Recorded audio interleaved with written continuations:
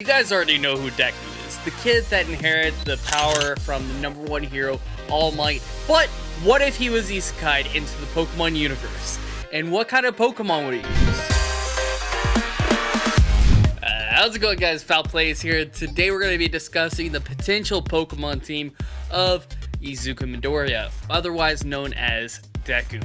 But before we get into the video, go ahead and click that subscribe button down below because YouTube tells me that 84% of you guys are not subscribed.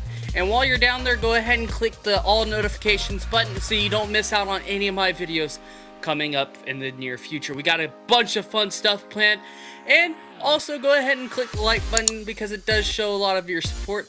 But without further ado, let's get right into the video, boys and girls.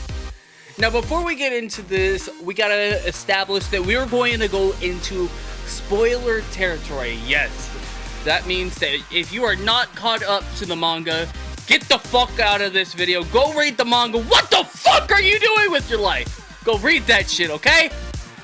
It's fucking fire. The criteria that I used to create Deku's team was based off of his lore behind One For All, his personality, and also his powers at hand. Now, going into his first slot, we have Eevee. As for my reasoning of giving Deku Eevee, it was to correspond with the One For All power of stockpiling quirks and Deku gaining a bunch of quirks from the previous user. And Deku is known to be the 9th user, and he is the first one to actually unlock all of the quirks that are in One For All. As we know, Eevee evolves through all types of ways, dealing with environment, friendship, and even just a different stone.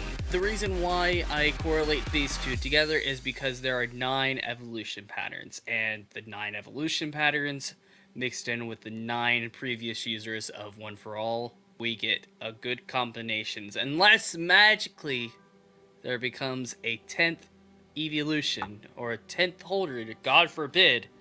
I am still going to include Eevee on this list. Even if we get a 10th user or a 10th evolution, I'm still going to keep it in. This is also his Gigantamaxmon as well. Now, moving on to the next Pokemon, we have Machamp. Now, Machamp is there to fill the role of Almight. This is his mentor, the last user of One For All, and the one that is teaching him about how to create his power and manifest it to where he can become the #1 hero and take his place. As for the reasoning of giving him Eevee's Gmax rather than Machamp's Gmax, it was because Deku is not trying to idolize All Might as much as he was in the beginning of the series. Ever since the end of the Forest training arc, he's been drifting further and further away from imitating All Might. So I would say at the beginning of the series he would be more using Gmax Machamp, but as time has progressed, he's just slowly started to use Gmax Eevee as time goes on. Into his next slot, we have Glade. Now, Glade is one of those Pokemon that really matches Deku's color scheme, and he's also very loyal, which also ties into Deku's next Pokemon being Lucario. Now, Lucario is not only there for the aspect of loyalty, he's also there to represent the shoot style that Deku uses, which kind of looks like Vacuum Wave being used by Lucario.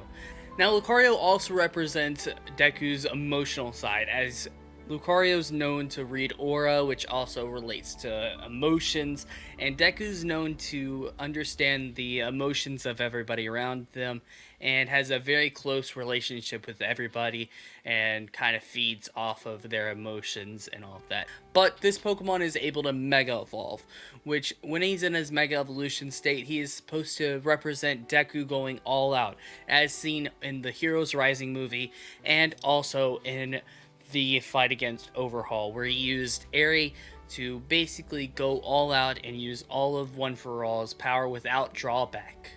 Now, going into the next slot, we have Venusaur. Now, Venusaur is there to represent the Black Whip aspect of One For All. Now, as for the reason why I gave him Lucario's Mega rather than Venusaur's Mega is purely because Deku does not have control really of Black Whip at this current moment in the manga. Might have a little bit more control going in towards the end of the war, but at this point I still say that he will not use a Mega Venusaur at this point in the story. But this does tie into his next pick on the list, which is Polytone. And Polytone's really just there to represent his recent usage of Black Whip, using it coming straight out of his mouth, and this was against his fight with Dabi.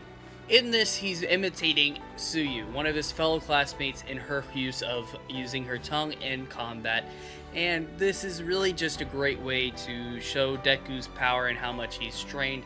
And as for Pokemon that he keeps on the side, he has Hitmonlee, Hitmonchan, and Hitmontop to represent all of his different fighting styles that he's gone throughout the series. At the current point that we are in the manga, I would say that this would be Deku's team going into the next arc and finishing up the war arc. But if you guys did enjoy today's video, please go ahead and smash the like button down below. If we can hit 50 likes in the span of 3 days, I will make another video about Bakugo's team as if he were isekai into the Pokemon world. But that doesn't stop there. I definitely want to isekai other characters into the Pokemon universe, so give me suggestions down in the comments below. But without further ado, I'm off.